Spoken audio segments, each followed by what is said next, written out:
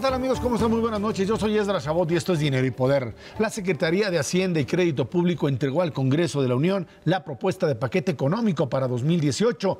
Entre otros indicadores, proyecta una aceleración económica con un rango de crecimiento de entre 2 y 3% del Producto Interno Bruto. Además, un crecimiento de 2.2% del presupuesto de egresos respecto a la cifra aprobada para este 2017. Nos acompaña aquí en el estudio de Dinero y Poder Luis Madrazo, titular de la Unidad de Planeación Económica de la Secretaría de Hacienda. Luis, buenas noches, gracias por estar aquí con nosotros. Mauricio González Macarios, que tiene buenas noches, Luis. Buenas noches. Paquete, dicen todos, pues bastante aceptable como tal, pero con un crecimiento económico que, pues, por supuesto, está en línea con lo que podríamos pensar la economía mexicana estaría en condiciones mínimas de crecer. Muchas gracias, Esra, Macario, Mauricio, por la oportunidad de platicar con ustedes y con su auditorio. Es un paquete importante y yo creo que es sobre todo un paquete responsable, que es la culminación de un proceso de consolidación fiscal. Como tú señalabas, está basado sobre premisas, sobre supuestos del marco macroeconómico realistas que están en línea con los pronósticos del sector privado, de los organismos internacionales y del Banco de México. En particular, para el crecimiento del año que entra se prevé un rango de 2 a 3%. Es un incremento, una aceleración sobre lo que estamos viendo este año, y lo que estamos viendo este año es una aceleración importante respecto a lo que se estimaba a principios de este año. En todo caso, uno pensaría que esta relación o esta vinculación de la economía mexicana con la norteamericana, más allá de los gritos y sombrerazos del señor Trump, uno pensaría que esta economía mexicana de exportación, a partir de las cifras que tiene la economía norteamericana, apuntalan este crecimiento. Sí, sin duda, México fue durante un par de décadas una economía que tenía el soporte de su crecimiento básicamente en las exportaciones a Estados Unidos. En los últimos años, particularmente 2015 y 2016, la economía global, el comercio global y la producción industrial en Estados Unidos en particular se estancaron. En estos 3 años, la dinámica de crecimiento estuvo respaldada básicamente por el desempeño del mercado interno, por un crecimiento en el empleo importante que estuvo rondando el 4%, que ha llevado a que se creen casi 2.9 millones de empleos formales en lo que va a la administración, y eso tuvo un reflejo en el crédito y en el consumo, sobre todo en el crecimiento de los servicios. Entonces se mantuvo el crecimiento por la dinámica interna de la economía. Desde finales del año pasado vemos un regreso de las exportaciones, un regreso de la demanda por nuestros productos en el exterior, y entonces se están juntando estas dos variables. Se ha desacelerado un poco, pero no mucho, la dinámica interna, y se ha acelerado de manera muy importante las exportaciones, viendo cifras o crecimientos de doble dígito a principio de año. Entonces, la combinación de estos efectos nos da una expectativa de crecimiento un poco más alto y sobre todo más balanceado y sostenible. Luis, la verdad es que hay que reconocer, la Secretaría de Hacienda ha tenido un año difícil y han, creo yo, tenido un buen logro, que es bajar el crecimiento de la deuda pública. De un aumento de 2 dígitos prácticamente lo han bajado a 0 ya en los últimos meses. Y bueno, yo entiendo que parte del paquete económico y del presupuesto es continuar en esa línea, que la deuda crezca poco, que no crezca mucho más que el PIB, porque eso puede causar problemas. Me llamó mucho la atención en el paquete fiscal del año entrante una disminución del gasto. Creo que es una disminución que no es trivial, ¿no? Según las cifras que vi de los cuadros hacendarios, es poco más de 200,000 millones de pesos, comparado con lo que va a cerrar el gasto público este año. Y bueno, pues ese ya sería un ajuste al gasto por encima de otro muy importante que han tenido. Estos primeros 7 meses le han bajado casi 7% en términos reales al gasto programable. Entonces, ¿es eso viable en un año electoral? Y te lo pregunto porque, revisando las cifras de los años previos al año electoral o de los años electorales, desde Salinas, Zedillo, Fox, Calderón, pues en todos hay como que una tendencia a que el gasto público suba cuando hay elecciones presidenciales, no que baje. ¿Cómo piensan hacerle ahí? Mira, tienes razón, hay que poner esto en el contexto de lo que ha pasado en los últimos años. Hubo 2 ajustes muy importantes el año pasado y el año anterior. ¿Qué está pasando en este presupuesto? Tenemos una buena dinámica de crecimiento mejor al esperado en este año. Eso construye para el año que entra. El crecimiento que se dé este año por encima de lo esperado te da una base mayor de crecimiento el año que entra, y si sobre eso acelera el crecimiento, sí tienes un incremento esperado en los ingresos, 3.6%. Ahora, tenemos que disminuir el déficit. Esto es un compromiso que hizo el país, que hizo la administración del presidente Peña Nieto cuando llegó el inicio de su administración. Se dijo se requiere un estímulo fiscal para acompañar las reformas estructurales, que se va a ir retirando y se va a llegar a un déficit de 2.5% del PIB, eso es lo que nos permite que la deuda empiece a bajar como porcentaje del PIB, que es, digamos, la mejor medida de lo sostenible que es la deuda. Entonces, para lograr eso se necesita reducir el déficit de 2.9 a 2.5 el año que entra. Es un esfuerzo adicional, es un esfuerzo que yo te diría que sí es menor al de los años anteriores. ¿Cómo lo podemos ver? De hecho, el gasto total sube 2.2% relativo al presupuesto del año pasado. Ahora, dentro del gasto sí tenemos una dinámica muy importante. El gasto no programable, básicamente el pago de intereses, y lo que se entrega a los estados, las participaciones, sí está creciendo de una manera pues, bastante importante, está creciendo 7%. ¿Y los intereses de la deuda? Los intereses, las participaciones y las ADEFAS, el gasto no programable, lo que no le puedes poner un número en el presupuesto, solo lo puedes estimar y después lo que resulte estás obligado a pagarlo, eso creemos que va a crecer 7%. Del gasto programable, el que sí se mete al presupuesto y se fija una cantidad, en realidad las pensiones que están ahí comprendidas, tampoco tienes mucho control, tiene que ver con la demografía del país. Sí. Todos los que estamos en la mesa y todos los que vivimos nos estamos poniendo más viejos cada año, eso le está pasando al país. Estamos envejeciendo un poco y el nivel de gasto en pensiones va a crecer 5%. También va a crecer el gasto de los poderes autónomos. Hay reformas muy importantes en el Poder Judicial, hay elecciones el año que entra, ahí hay un incremento importante del 12%. Por lo tanto, ¿qué sucede? En las secretarías de Estado tiene que haber un recorte adicional. Es un recorte de 2.8%, 28,000 millones de pesos relativo al presupuesto del año pasado. Sí es importante, pero se compara con los ajustes de más de 1% por año que hicimos en los años anteriores. Este es de poco más, casi 2 décimas del PIB. Entonces, sí es un ajuste mucho menor, es un ajuste más asequible, pero es un ajuste adicional sobre los que ya hicimos. Sí se está apretando el cinturón el gobierno. Pero quizá nomás un detalle, perdón que te interrumpa, para efectos de que lo tenga claro el auditorio. Es correcto respecto a lo que se aprobó de gasto el año pasado, hay una disminución relativamente baja. Pero respecto a lo que la propia Secretaría de Hacienda estima que se va a gastar, que es más de lo que se aprobó el año pasado, parecería que el recorte sí es más fuerte, ¿no?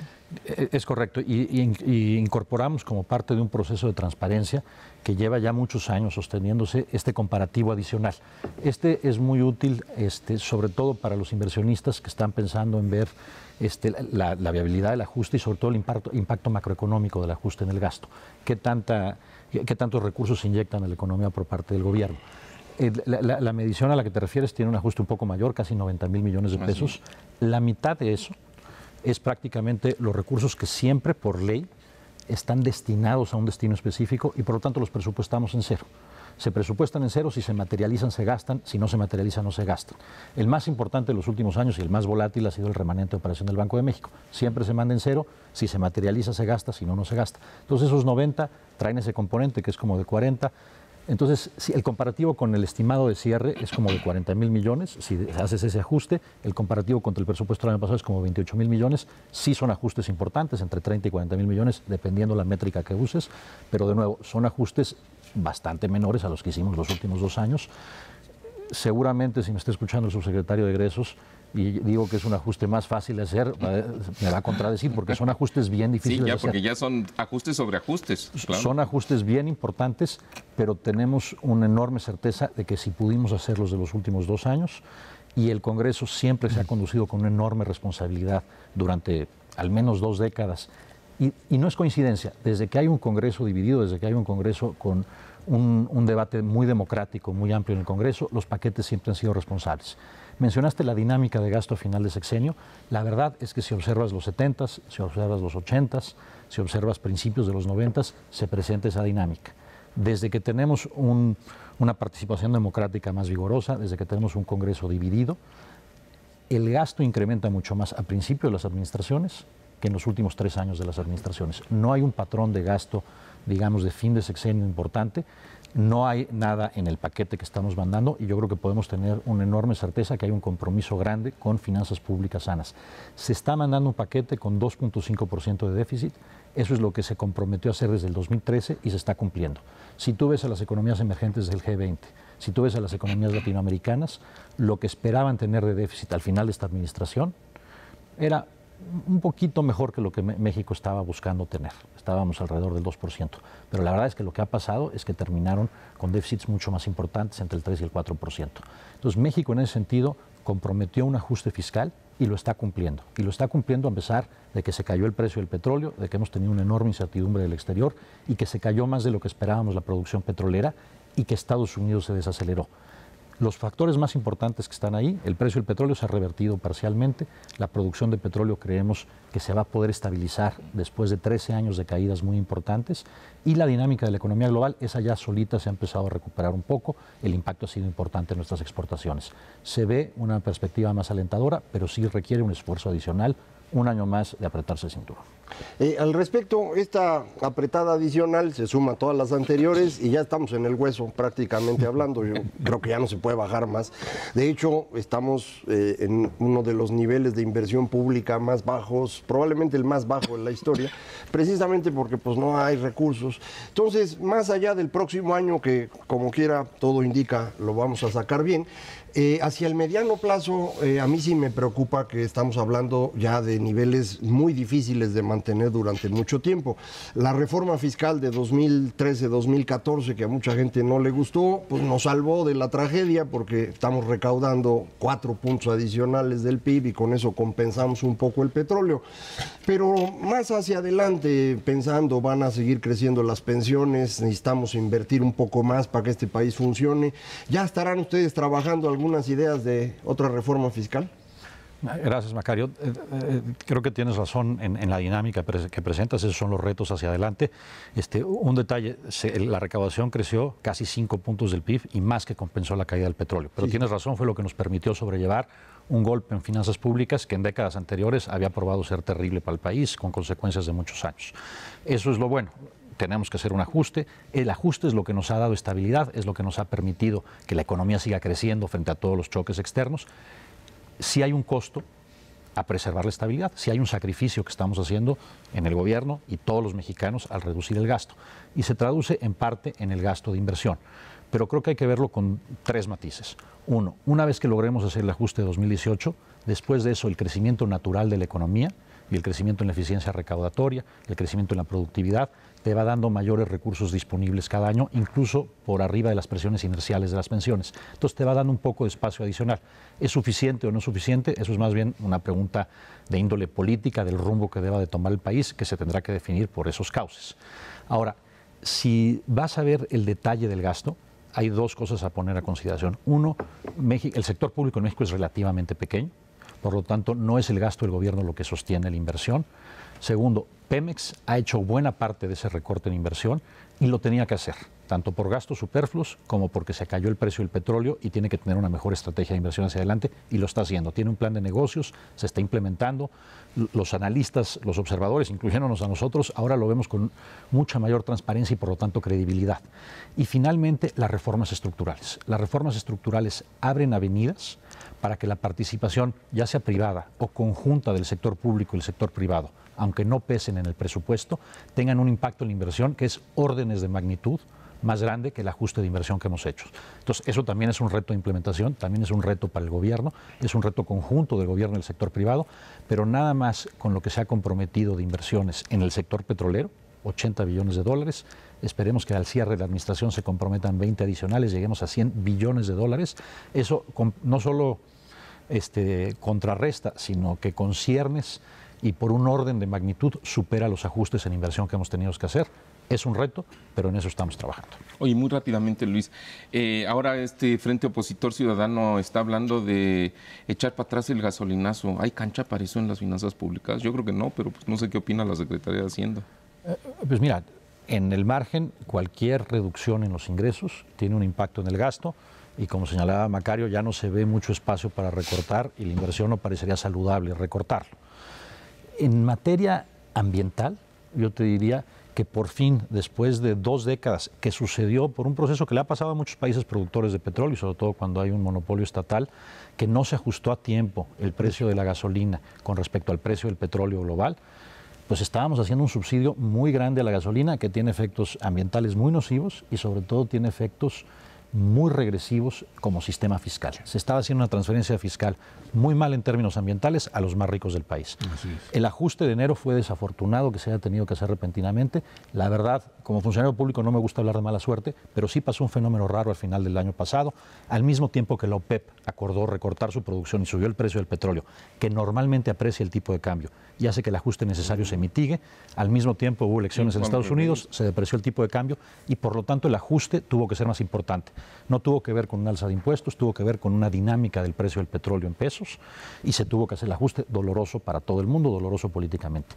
Pero creo que hoy tenemos una economía más saludable, una recaudación más saludable, una política fiscal con un sentido de medio ambiente, de largo plazo, de eficiencia y también, sobre todo, un sistema fiscal mucho menos regresivo, porque ya no hay esos subsidios de los pobres a los ricos que tuvimos durante mucho tiempo y nos costó mucho trabajo eliminar, y hay que decirlo, que se eliminó en un proceso desde el 2009. Se requirió un esfuerzo sostenido de 2 administraciones para poder alinear los precios de la gasolina con el precio internacional del petróleo. Luis Madrazo, titular de la Unidad de Planeación Económica de Hacienda, muchas gracias por estar aquí con nosotros. Muchísimas gracias a ustedes. Vámonos a una pausa. Esto es Dinero y Poder.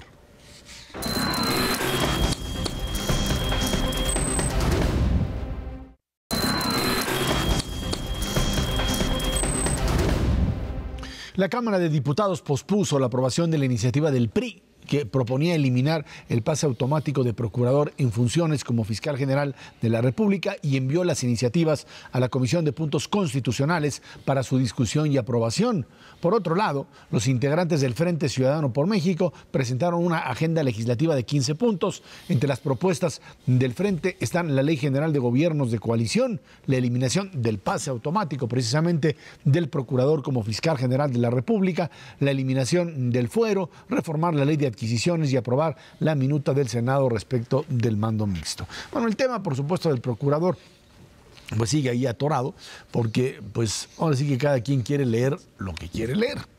Porque pues el PRI dice, bueno, perfecto, nos vamos por otra vía. No aceptamos lo que sería el pase automático del procurador directamente hacia la Fiscalía, pero, y ahí es donde brinca la propia oposición, esto no quiere decir que la figura de Raúl Cervantes pues no sea posible que se lance o que se candidatee como posibilidad del propio fiscal. Y ahí es entonces en donde, ante el planteamiento hecho por el presidente de la República, que es lo que está copiando el PRI en Cámara de Diputados, donde pues quedaría fuera el pase automático, pero se podría discutir la figura, ya la persona de Raúl Cervantes como posible procurador, y entonces la oposición dice, reventamos esto y no vamos a nada, y ahí están atorados en ese punto.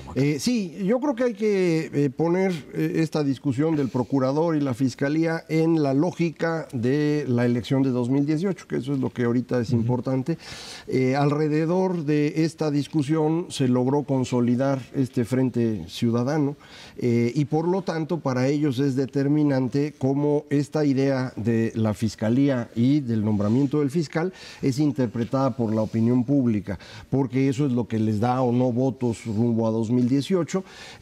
Creo que el Frente se construye bajo la lógica de que ellos van a luchar contra la corrupción mucho mejor de lo que está haciendo el PRI, y eso es lo que tienen que convencer a la población. Y parte de ese convencimiento pasa por construir una fiscalía que tenga más credibilidad y evitar el nombramiento de una persona que venga del equipo cercano de la actual administración, y eso es lo que se está discutiendo. Entonces, en esa lógica está, y creo que ahí las organizaciones civiles, sociales que han estado luchando contra la corrupción están aprovechando el hueco y se han estado metiendo iniciativas adicionales que son las que está aprovechando el Frente para complicar la discusión del PRI, y bueno, ahí es donde creo que ganamos los ciudadanos. Esa es la ventaja pues del conflicto político, abren la posibilidad de que la ciudadanía vaya avanzando, y creo que es importante ver cómo hemos logrado en los últimos 3 años un avance significativo en la lucha contra la corrupción. Mucha gente pensará que nunca había habido tanta corrupción. Es muy probable que sea mayor que antes, pero seguro la discutimos más que antes, y eso en sí mismo es una ventaja. Ya hay la reforma constitucional para crear el Sistema Nacional Anticorrupción, se hicieron las leyes secundarias y estamos avanzando en ese proceso, y los políticos han tenido que ir cediendo frente a la ciudadanía precisamente porque este tema se utiliza como parte de la lucha por los votos. Entonces a mí me parece que vamos avanzando bien y bueno, vamos a ver qué más ocurre, ¿no? Mira, yo hay veces que de plano sí no entiendo a los políticos, porque en todas las análisis de opinión pública que he visto recientemente, hay un antipriismo creciente. Algunas de las encuestas que recuerdo, 2 de cada 3 personas en el país dicen, por favorcito, ya que nos gobierne otro país, ¿no? Entonces, otro partido, perdón. Y uno de los temas que ha lastimado más a la ciudadanía es el tema de la corrupción, porque sí es evidente y le indigna a las personas, la corrupción a gran escala indigna. Entonces, que se presente esta resistencia al tema del procurador, del fiscal anticorrupción, el señor Cervantes puede ser el abogado más capaz de este país, claro, pero en política lo que cuenta a veces no es lo que es, sino lo que aparenta ser. Y si la ciudadanía dice, este señor no es neutral, los partidos de oposición obviamente se aprovechan y dicen, este señor no es neutral, pues entonces insistir en eso, yo creo que lo único que hace es restarte en esta situación donde claro, ya no traes a la ciudadanía a tu favor, sino en tu contra. Francamente, de veras, no entiendo qué ganan con eso. Me parece que este asunto del pase automático es lo que fue el cemento que hizo que se formara este Frente Ciudadano. Y está ganando fuerza porque ya está planteando una agenda de otros temas que no son solamente el fiscal anticorrupción. O sea, son los temas estos de aprobar el mando mixto para el tema de las policías, de establecer una ley de gobiernos de coalición, de eliminar el fuero. Todos son cosas importantes y que han estado ahí pendientes, que las han metido en la congeladora. Entonces, me parece que los ciudadanos salimos ganando, como efectivamente dice Macario, pero sería mejor ganar no a tirones ni a sombrerazos ni a sartenazos, sino con un poco más de cooperación y pues un poco más de visión de algunos políticos, ¿no? Sí, nada más que está bien difícil, ¿no? Si tuvieran visión y quisieran colaborar, ya hubieran resuelto esto hace serían mucho tiempo, estadistas, ¿no? Y no políticos, y no muchos de esos. Lo normal en los políticos es eso, luchan por el poder, hacen bien en estar peleando por eso. La ventaja, insisto, ahora es que su conflicto es abierto y esto nos permite a los ciudadanos ir ganando cachitos ahí, ¿no? Entonces, pues creo que eso es bueno. Ahora, el tema del Frente Ciudadano como tal trata de conformarse en 2 pistas por lo pronto. Una, la pista electoral, y entonces viene todo este revoltijo de posiciones de panistas y perredistas, en donde me parece que pues ahí tendrán que ir delimitando claramente qué sí pasa y qué no pasa. A mí, ya lo platicamos ahorita con Luis Madrazo, parece muy desafortunada esta idea de salir otra vez con la bandera del gasolinazo como parte del frente, en el entendido de que hay que bajar los precios de la gasolina, cuando se trata, por supuesto, finalmente de un impuesto que paga la mayor cantidad de gente que tiene recursos en el país, y que hablar de reducir precios de gasolina es incluso parte, ni siquiera creo que la izquierda podría estar planteando, debería estar planteando ese tipo de argumentos, en el entendido de que se trata de favorecer a los más ricos. Es como la misma discusión del IVA famoso, en donde pues finalmente el que tiene mayor capacidad de poder adquisitivo tiene que pagar más impuestos, y quien no lo tenga es el que tiene que recibir de manera solidaria mayor apoyo por parte del Estado. Y ahí, bueno, pues se hacen bolas en el análisis legislativo. Y por otro lado, pues está la cancha específica de lo que podríamos llamar la lucha por definir posiciones en el frente. ¿Quién se queda con la Ciudad de México? Que queda claro que la candidatura tendrá que estar en manos de un perredista, ¿sí? Porque es quienes tienen mayor posición, y quien se queda en la presidencia de la República, en donde por lo pronto Ricardo Anaya es el que maneja la negociación, ¿no? Sí, yo creo que el proceso de definir candidaturas es bastante menos complicado de lo que mucha gente cree. Me imagino que muchas personas están pensando en otras épocas, cuando construir un frente opositor al PRI era verdaderamente difícil. Por ejemplo, en el 2000, en donde Vicente Fox y Cuauhtémoc Cárdenas, cada uno era un candidato muy importante, y decidir entre ellos era muy difícil y no se pudo. Pero ahora no tenemos eso. Ahora lo que es importante es la suma de los votos y el candidato es secundario. Entonces, por eso creo que no es un problema tan serio. Yo creo que lo van a poder resolver. Probablemente haya algún procedimiento ahí para que parezca que haya competencia y demás, sobre todo porque eso atrae la atención pública y eso es valioso. Pero creo que esto no va a ser tan complicado. A mí me parece que el frente se puede consolidar. Yo no dudo que veamos una cantidad creciente de ataques al frente, a personas que están allá adentro, de parte del gobierno actual, del PRI y indudablemente también de Morena, porque para ellos el frente es un problema muy serio, les puede ganar con cierta facilidad, entonces van a tratar de impedirlo y bueno, los amigos del auditorio tendrán que ir decidiendo a quién le hacen caso y a quién no.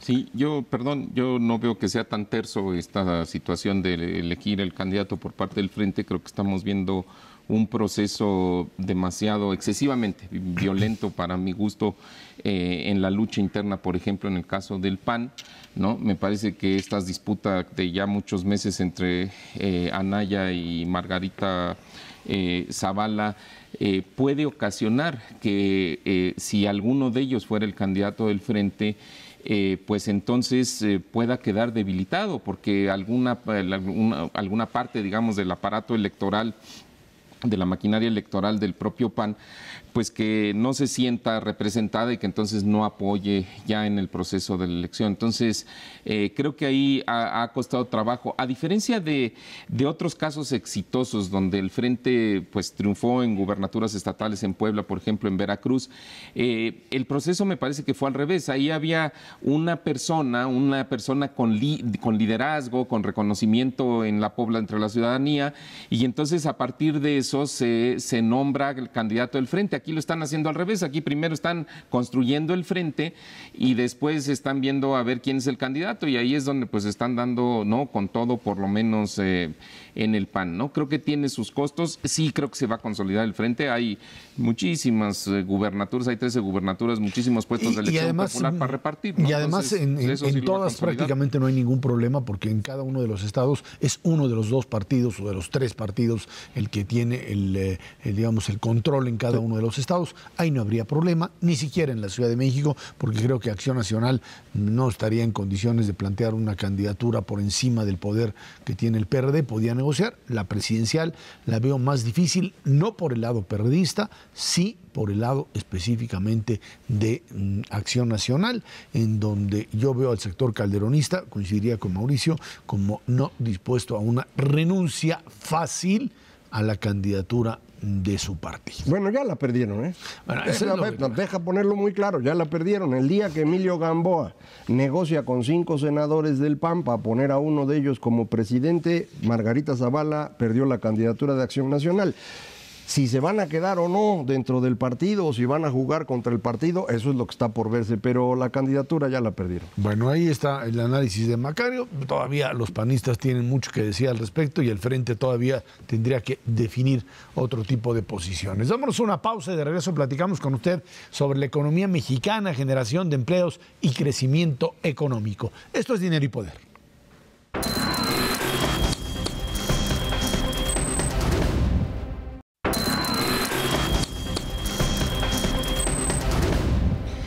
Bueno, la Secretaría de Hacienda incrementa el rango de crecimiento económico para este año de entre 2 a 2.6%. Antes lo tenía de 1.5 a 2.5. El IMSS informa que en agosto pasado se crearon 120.643 empleos, la mejor cifra para ese mes desde que se tiene registro. En lo que va del sexenio se han generado 2.997.929 empleos, lo que supera el número de puestos de trabajo creados en sexenios pasados. A ver, aquí está el fenómeno. Más allá del tema de crecimiento económico, ya lo platicábamos con Luis Madrazo, que está pues, en esa línea, ¿no?, de mayor crecimiento, mejoramiento de la economía norteamericana, el tema de manufacturas, el tema, por supuesto, de mercado interno, las dos variables caminando en conjunto, mercado interno y exportaciones. Pero este tema de generación de empleos, tanto en este periodo como a lo largo del sexenio, con un mismo crecimiento, el crecimiento que ha tenido México en los últimos sexenios es prácticamente el mismo, de entre el 2%, y mueven en la cifra un poquito para arriba o para abajo, pero esta generación de empleos y de empleos formales y de empleos permanentes en la formalidad, algo pasó. Sí, está pasando que los están persiguiendo, entonces se anotan, ¿no? Esto es muy importante. Yo creo que sí hay un proceso de formalización que tiene que ver con que la economía efectivamente crece, aunque sea poquito, que el régimen de incorporación fiscal sí ayuda, ¿no? Tampoco es una maravilla, pero ayuda más que lo que teníamos antes de repecos y similares. Y finalmente que la persecución del Seguro Social continúa. Empezó también el sexenio anterior, ahí la van llevando. A mí me parece muy bien eso. Necesitamos formalizar lo más posible a la economía.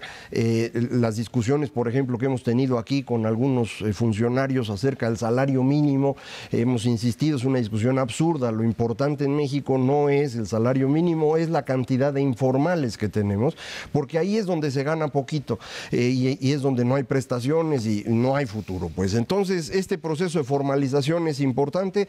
Creo que bueno que está ocurriendo. No es el ritmo que quisiéramos, o sea, estamos bajando probablemente medio punto porcentual de informalidad cada año y estábamos empezando en 60%, o sea que pues nos vamos a tardar 100 años en resolver el problema a ese ritmo, no tiene sentido. Pero creo que ahí hay algo que va funcionando bien y me parece que deberíamos ir buscando otras formas por acelerar esto.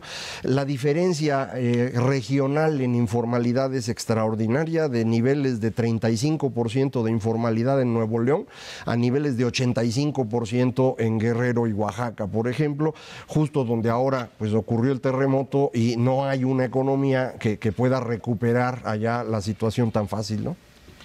Yo creo que en estas cifras de empleo, déjame usar no las de agosto, Esra, que sin duda son buenas, 120,000 en ese mes nada más, sino de lo que se ha acumulado todo lo que va del año, los primeros 8 meses del año, porque ahí estamos hablando de 670,000 empleos nuevos registrados en el IMSS.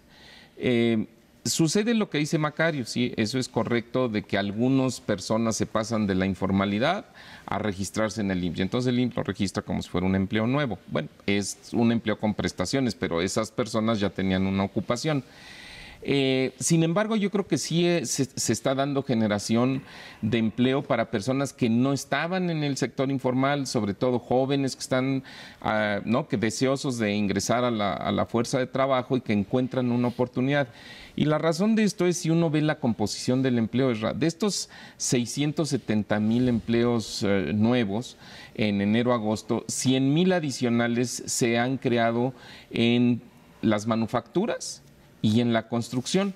Las manufacturas hace sentido porque están creciendo sobre todo por la actividad exportadora y curiosamente ahí en las plantas automotrices y de autopartes, las que producen electrónicos, computadoras, celulares, todo este tipo de cosas que vendemos en los Estados Unidos, están aumentando los turnos y está aumentando la contratación. Entonces eso es bueno para la economía porque son personas que tienen un ingreso y que ese ingreso se lo gastan y con eso ayudan a que haya más actividad económica eventualmente.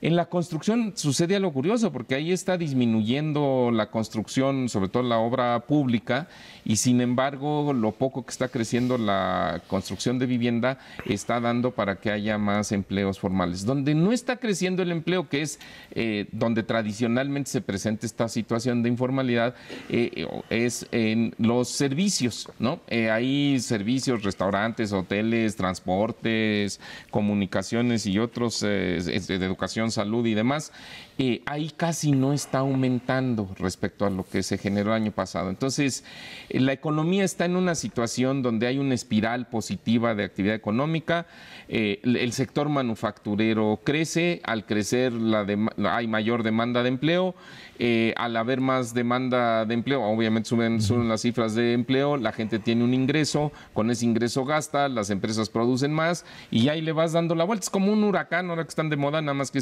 tiene aspectos benéficos, no tiene la misma fuerza los huracanes, pero sin duda es algo que está ayudando a la economía a este proceso de expansión productivo. Algo que a veces uno no considera cuando piensa en los empleos, dice uno, pues, debían crearse más empleos manufactureros. Un empleo manufacturero cuesta en este momento crearlo de $500,000 a $1 millón. Entonces, si queremos que haya más empleos manufactureros, necesitamos una inversión muy significativa en ese sector y no la tenemos. Entonces, ese es parte del problema, ¿no? Generar empleos no es nada más porque a alguien se le ocurre y lo va a hacer.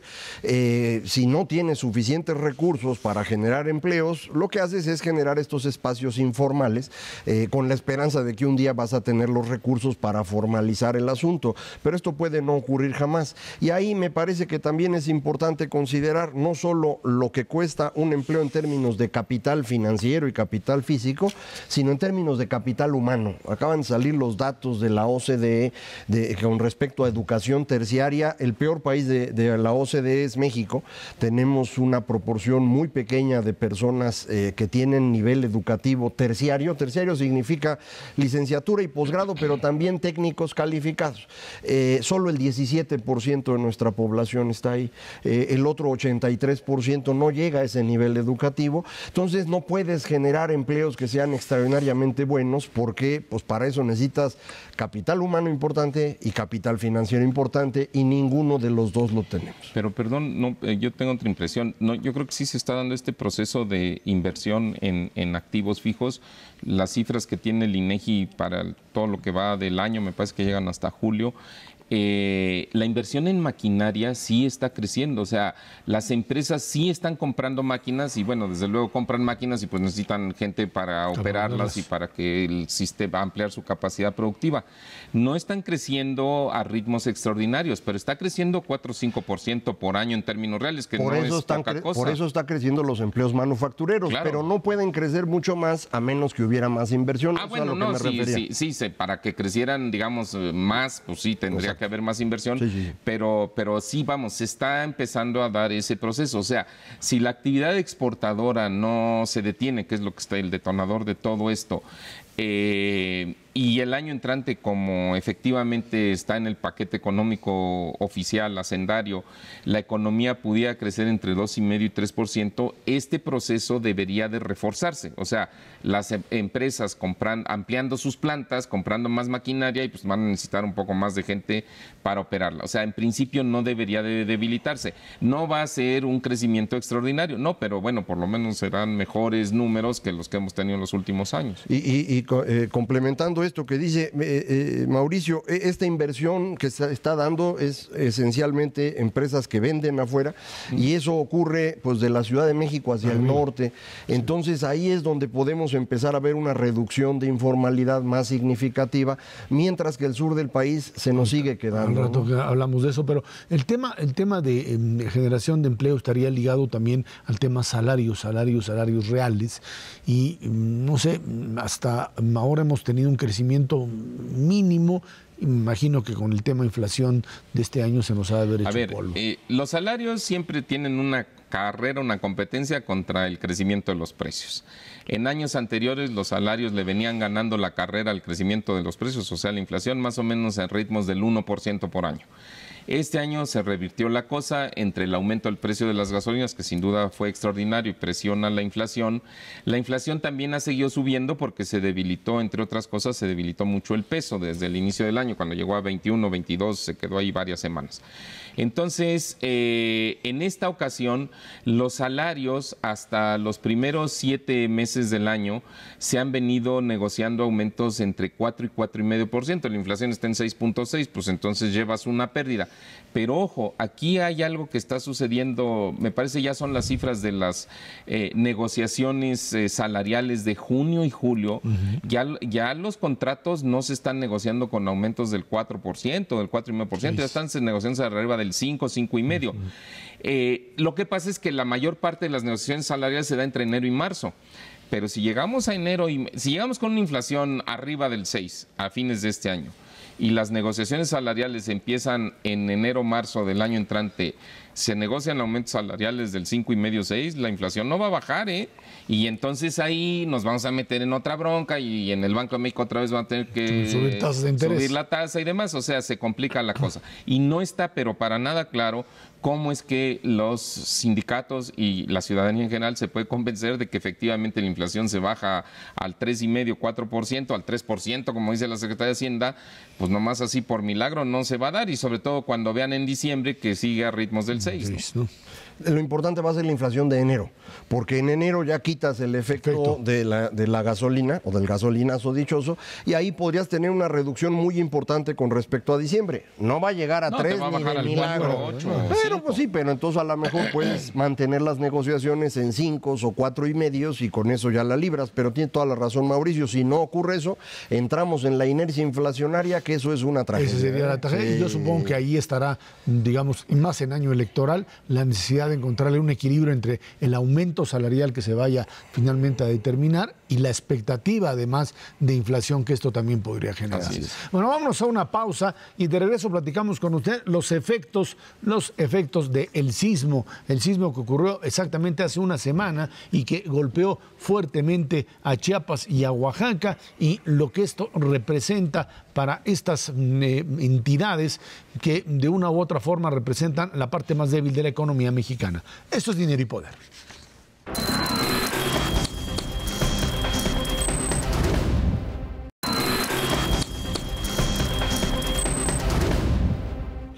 El terremoto del pasado jueves dejó como saldo más de 100 personas muertas y 2,5 millones de damnificados. Hasta ahora, las autoridades tratan de responder de manera rápida a las necesidades de esta población y, por supuesto, pues con consecuencias dramáticas para la mayoría de esta gente. Ahí está, pues, un movimiento de 8.2 grados en la escala de Richter en las costas de Oaxaca y Chiapas, y en donde uno diría, bueno, con 8.2 grados, tuvimos suerte, dicen, de que pues, el temblor estuvo a una profundidad mayor que el del 85, que fue mayoritariamente oscilatorio y que pues, de una forma clara no llegó o no generó en la Ciudad de México y en las cercanías pues, la destrucción de ese año, del 85. Sin embargo, pues le pega y le pega fuerte, y nos damos cuenta a poblaciones que históricamente han estado viviendo en lo que le llaman el equilibrio de la miseria.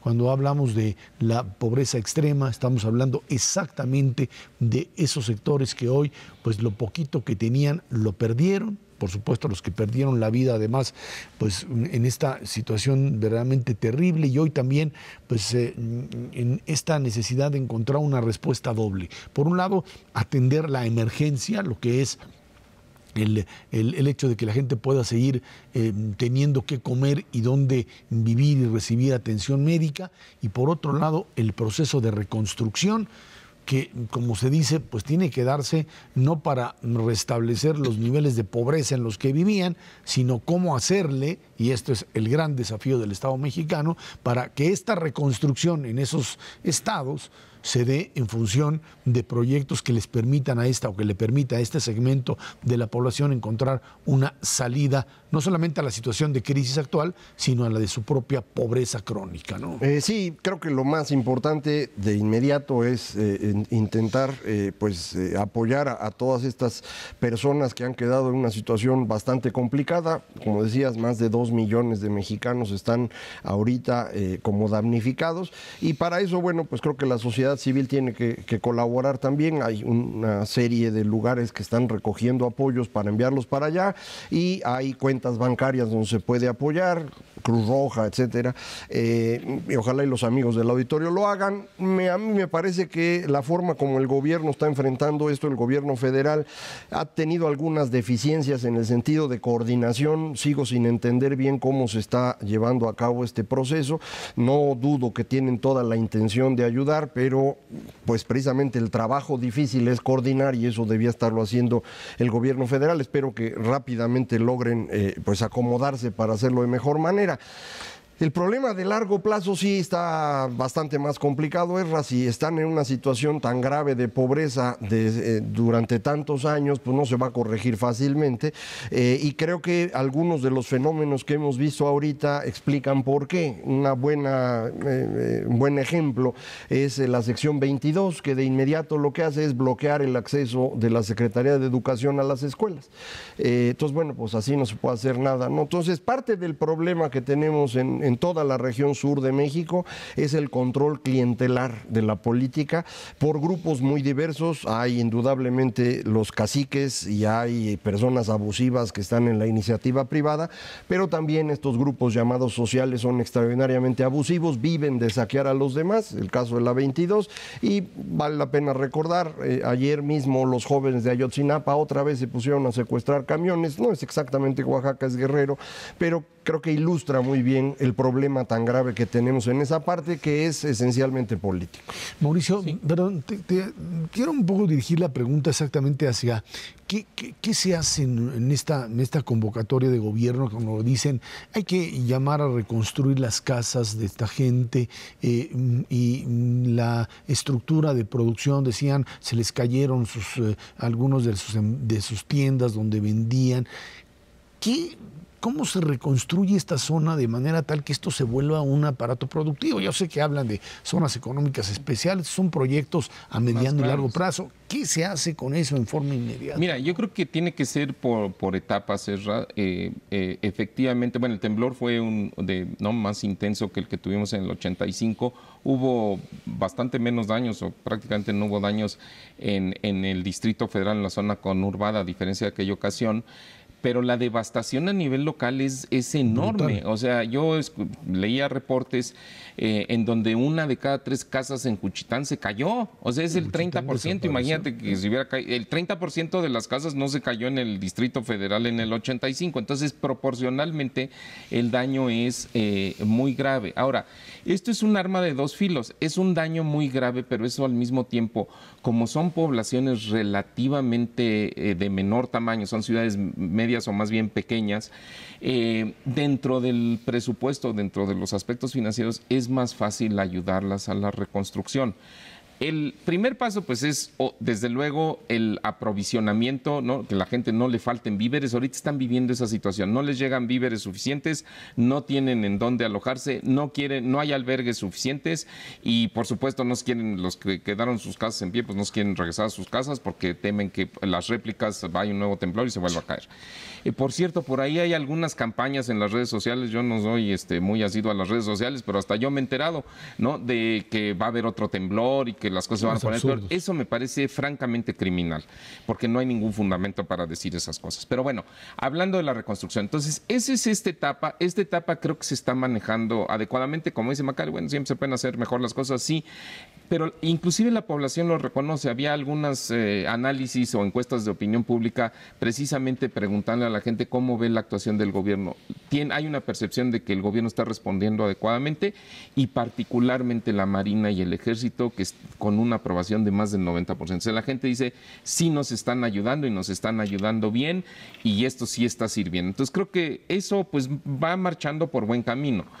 El tema de la reconstrucción de mediano plazo efectivamente es más complicado. Ahora, yo diría que tampoco es imposible, porque no tengo las cifras, pero me parece que dentro de los recursos para los fondos de desastres naturales, más algunos financiamientos especiales que se podrían obtener para esto, sí sería viable que si hubiera una reconstrucción de vivienda, de infraestructura, de agua, de infraestructura urbana, que pudiera ayudar a las poblaciones. No le vas a poder dar a la gente, ¿no?, una máquina de coser para que ponga un taller para hacer zapatos o blusas, ¿no? Eso no, hasta allá no llega la labor del gobierno, ni es su responsabilidad. Pero lo que sí le puedes ayudar es a que se integre mejor, digamos, a la economía regional, y creo que eso podría ser bien recibido pues por la población local. Ahora, creo que es importante esta apuesta que tiene que hacer el gobierno federal en términos de la posibilidad de cambiar las cosas en este momento. Es su gran oportunidad, creo, histórica. Tienes una crisis, tanto en Chiapas como en Oaxaca, una crisis derivada fundamentalmente de un fenómeno natural, que tienes la experiencia del 85, cuando ante el sismo la Ciudad de México se quedó paralizada y la sociedad entró ahí a tratar de rescatar y de reorganizarse. Hoy tendría que haber una voluntad política clara por parte del gobierno del Estado, de los gobiernos de los estados y del gobierno federal, para que el proceso de reorganización y de reconstrucción de toda esta zona parta de un principio fundamental de aquí se reorganiza y se hace rompiendo cacicazgos, generando un proyecto que le permita a esta gente ser lo mínimamente productiva para sobrevivir. Esta oportunidad se destruyó una parte fundamental de estos grupos que están hoy bajo tu responsabilidad como gobierno federal y hoy tienes la oportunidad de hacerlo. Creo que es el llamado muy claro a gobiernos federal y estatal para asumir ese tipo de responsabilidad y no dejar hacer a un lado y decir resuelvo el problema en 1 o 2 meses y el resto lo dejo otra vez para seguir reproduciendo esos modelos de país. Bueno, yo estaría de acuerdo contigo, sería una gran oportunidad. No va a pasar. Yo ojalá pasara, no va a pasar. ¿Por qué no va a pasar? Porque tanto el gobierno estatal de Oaxaca y Chiapas como los gobiernos municipales, no en todos los municipios, pero en muchos de ellos, están ahí precisamente por los cacicazgos, ¿no? O sea, el señor Murat no ganó porque fuera muy popular, ni el señor Velasco en Chiapas ganó porque fuera muy popular. Ganaron por una estructura corporativa que no van a poner en riesgo ahorita. Ojalá lo hicieran. Pero yo creo que, Magario, se las puede, este tipo de tragedias, de sociedades que pueden estar hartas y reventar, si no tomas la iniciativa, te puede costar mucho más caro que el tratar de recomponer tu propio aparato. Como costó en 85 a nivel federal. Y también te abre una oportunidad para que si tomas las riendas, pues la población diga, no, señores, este es un gobernante que sí sabe y que lo puede hacer, pero es cierto, pero sí, ahí depende de la capacidad. capacidad. Que no va a pasar. Ojalá pasara. ¿No? Mauricio González Macario Esquetino, muchas gracias. Gracias a usted que nos ve y nos escucha aquí todos los jueves a las 10 de la noche por Canal 11 Dinero y Poder. Estamos en la radio Noticias MBS en el 102.5 del FM de lunes a viernes de 5 a 7 de la noche. Por cierto, aquí en Canal 11, centro de acopio de, por supuesto, víveres, productos que se requieren para Oaxaca y para Chiapas. Muchísimas gracias y muy buenas noches.